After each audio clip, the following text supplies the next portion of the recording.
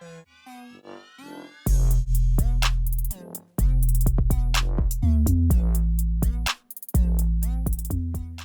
this video, we're going to be taking a look at a position versus time graph, and we're going to be breaking down all types of concepts and calculations within this graph.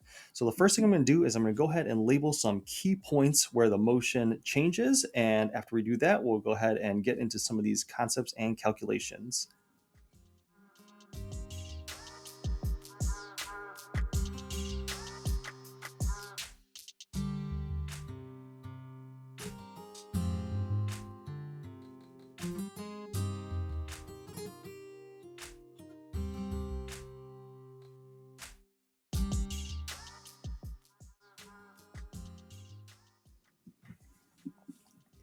All right, so what I did is I went ahead and I labeled some of the key points here, and just any point where I saw the motion changing because the slope of the graph was starting to change. So if I'm analyzing what we have here, we can go ahead and break down the different types of motion. So we're taking a look at a position versus time graph, which basically means anywhere along this red line is basically spotting how far someone or something is from the origin being at 0. So something is moving at a constant rate and has a constant positive velocity. So we'll say a constant positive velocity moving upwards away to about 4 meters. And then after that, something has a constant negative velocity moving backwards towards the origin and then back past it a little bit. So when it dips down under the x-axis, that doesn't really mean anything besides it passed the point where it started. It started at the origin at 0, 0, and it's just basically walking past that point and a little bit past it in the other direction, 2 meters in the other direction to be exact. Over here, because the slope flattens out, that means the position is staying constant, which means that the object is stopping momentarily, and then it starts to move in the positive direction. Once again, it has a constant positive velocity for this portion right here. And then now for this last part, it's starting to curve. So if it is curving, that means it's accelerating. And because the slope is getting progressively more flat, that means that it's slowing down. Okay, but in that segment, it's still moving in the positive direction. That's why it's rising on the graph. Okay, so it's rising on the graph because it's moving away from the origin, but because the slope is getting progressively flatter, that's showing that the velocity is changing, which means it's accelerating, and because the rate is becoming less and less by showing it getting less and less steep, that means that the object is slowing down. Now we can do a few different things. We can go ahead and find the actual velocities of each of these sections. All you really have to do is analyze this line and find the slope. So how you find any slope is you take y2 minus y1 over x2 minus x1, and then you're going to find the slope. Okay, the slope is the rate that the position changes per time, which is the velocity. So we're not going to work out every single one of these in a ton of detail, but if we go ahead and do this first one, what it's going to look like is it's going to be 4 meters minus 0 meters. That's where my y2 is, my second y point, and here's my first y point over here. And then my x2 is going to be 5 seconds, and then my first x point is going to be 0 seconds. So then if we do the math for that, we get 4 meters over 5 seconds.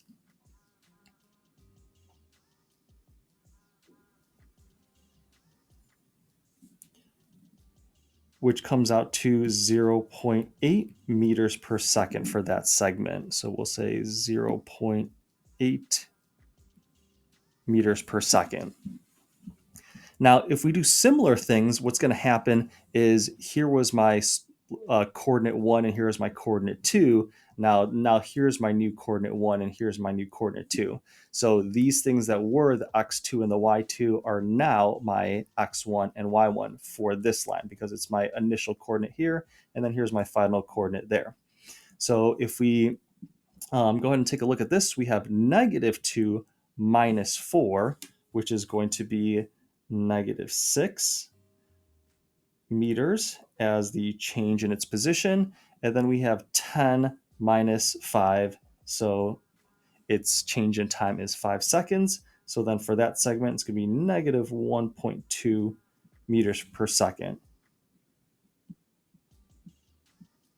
Okay, for this portion over here, it's stopped. So it would be 0 meters per second. So no need for doing any calculations there.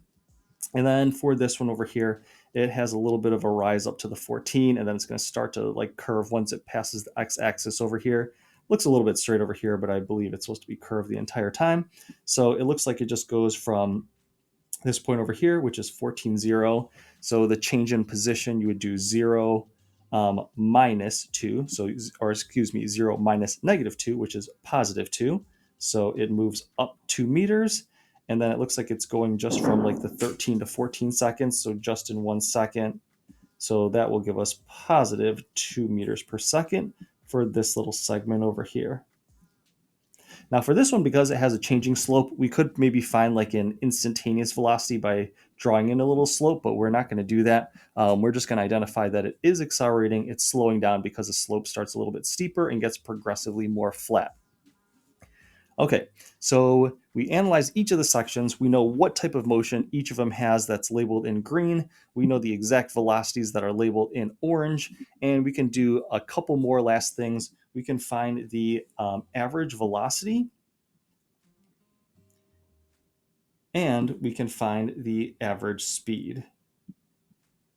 Now the difference is we're going to find the total delta x divided by the total t, and then we're going to find the total distance divided by the total t.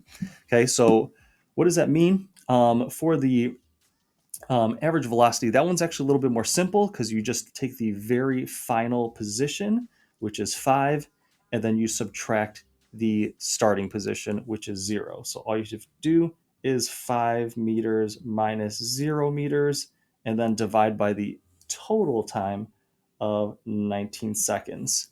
And then 5 divided by 19 is going to be 0.26 meters per second, and that is going to be your average velocity for the entire trip. Now for the second one, this one is a little bit more work, but not too much. What you're going to do is you're just going to add up the total distance. So just the magnitude of its change in position. So for the first part, it goes from 0 up to 4. So it travels 4 meters in that segment. So let's go ahead and keep on adding these up. So we have 4 meters for the first segment. And then this one goes from 4 back to negative 2. So that moves a total of 6 meters for that segment. So remember, we're not looking at the signs as of now. We're just looking at for the magnitude of the change in position. Okay, over here, there is no change in position. And then from here, it goes from negative 2 all the way up to 5 eventually. So another 7 meters. So 4 plus 6 is 10, plus 7 is 17. So we have 17 meters over a total of 19 seconds. And that gives us an average speed of 0.89 meters per second. Now, what do these two represent? This represents is a better representation of how fast the person or object is actually moving the entire time. So not considering the position, you would say the person is walking about 0.89 meters per second, because at some points they're walking like around 0.8, and sometimes they're walking on 1.2. They're stopped for some portion. But overall, if you kind of take a look at all of it, they're moving slightly under 1 meter per second the entire time on average. Now, for the average velocity, that's considering direction. So that's basically saying if you walk for 19 seconds, what would be the average velocity that would get you 5 meters away from the origin? So if you just scooted along at 0.26 meters every second for that 19 seconds, then you would end up 5 meters away. So this is maybe a better indicator of where you would end up at the very end.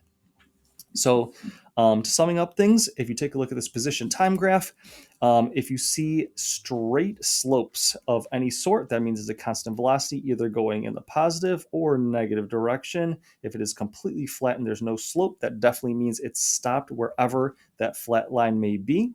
And then if you see anything curved, then we know that there's some sort of acceleration here. We didn't have too much acceleration in this graph, but if it's getting steeper, it is speeding up. This one is becoming more flat, so it's slowing down.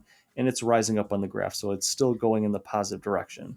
Okay, if you want to find the average velocity and average speed, you will do the total displacement divided by the total time. And for the speed, this is the total distance divided by the total time.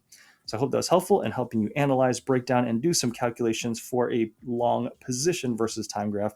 Thank you for watching and listening.